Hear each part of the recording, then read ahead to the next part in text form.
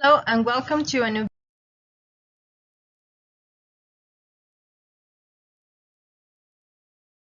In this video, we are going to talk about separable phrasal verbs, grammar, vocabulary, and practice.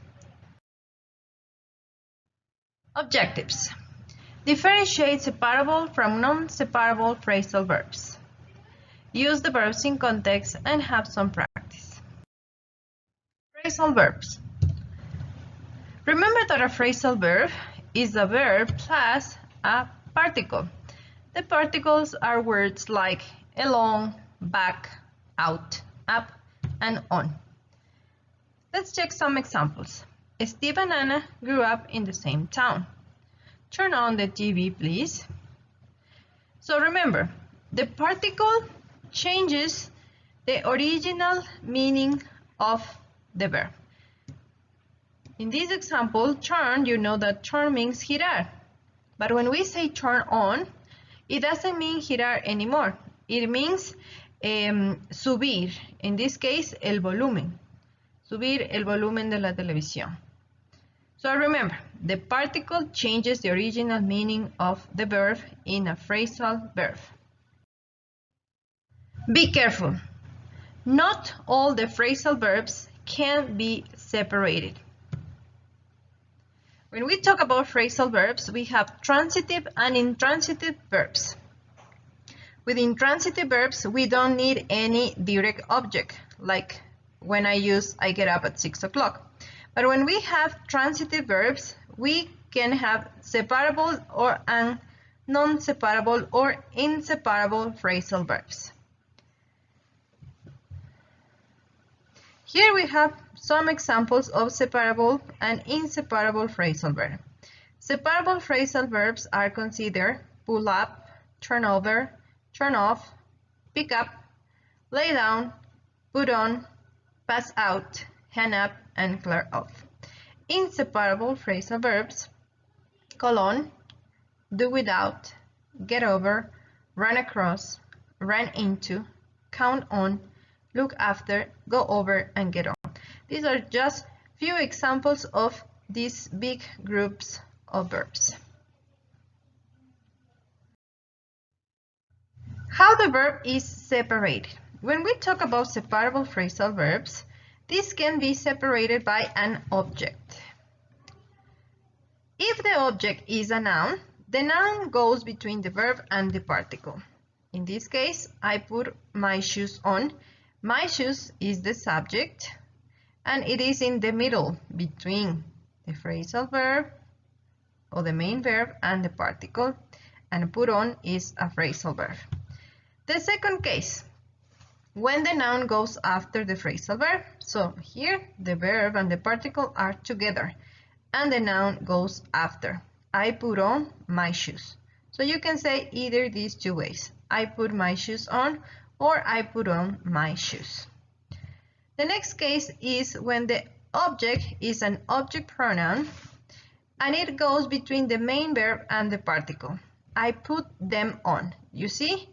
Them is the object to replace the word shoes, and it is in the middle between the main verb and the particle.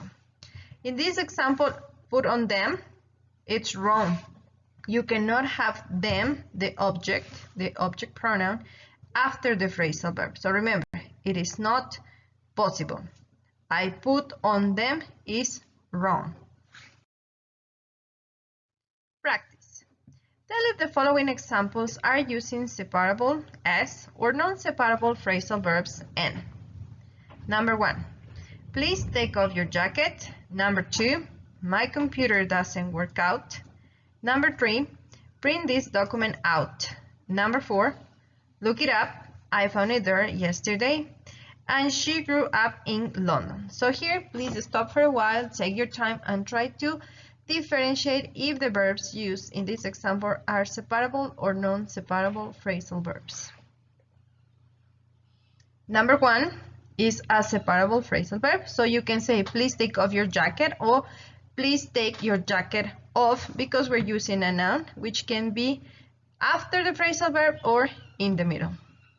My computer doesn't work out. In this case, remember, workout means funcionar, so it is a non-separable phrasal verb. The verb plus the particle must be together. Number 3, print this document out. In this case, as you can see, the word document, the noun is between the main verb and the particle, so it is a separable phrasal verb. Look it up. I found it there yesterday.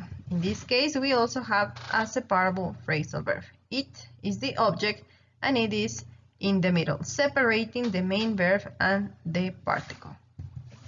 The last example, she grew up in London. It's a non-separable phrasal verb. So in this case, you cannot put an object or a noun between the main verb and the particle.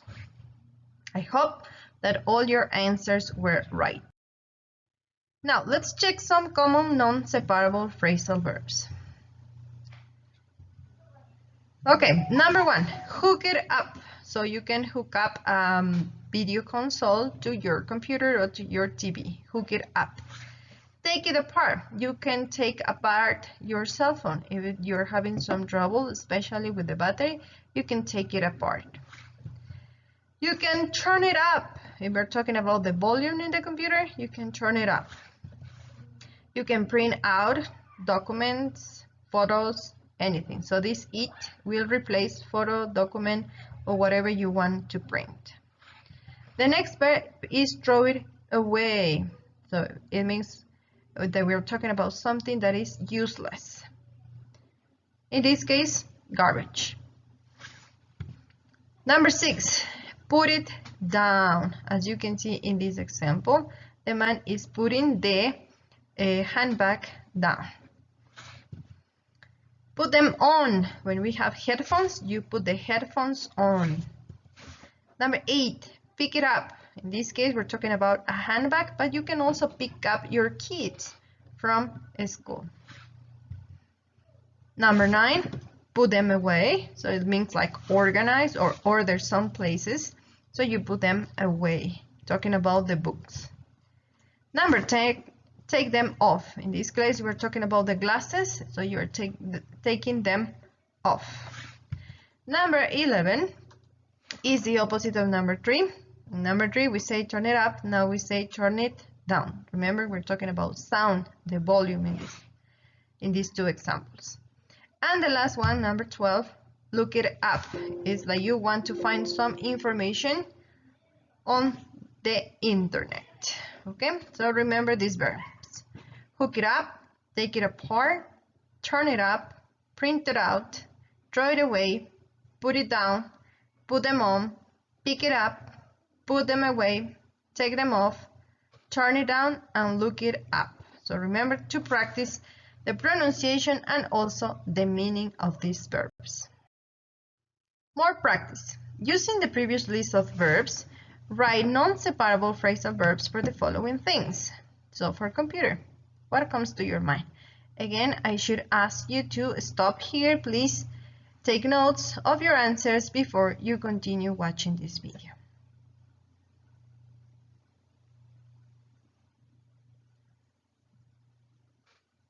Okay, so for computer, maybe you can say turn it on or turn it off or turn the computer on. For photo, you can say print it out.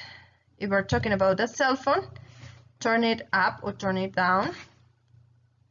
You can also say turn it on or off. It depends what you want to do with the cell phone. A pair of earbuds, put them on or take them off. Throw it away, talking about garbage. An address, you can look it up. If you're talking about a sweater, again, you can put it on or take it off. So here I want you to notice the difference. In this example of a pair of earbuds, remember here we're talking about plural, so that's why we use them. But here we're talking about a sweater, it's just one, we're talking about singular. So when we have singular nouns, remember we use it. When the nouns are plural, we use them. So don't forget to check your noun first. And finally, for a book, put it away. So thank you very much for your time and attention. I hope this explanation was useful to understand and differentiate separable from non-separable phrasal verbs. Bye bye!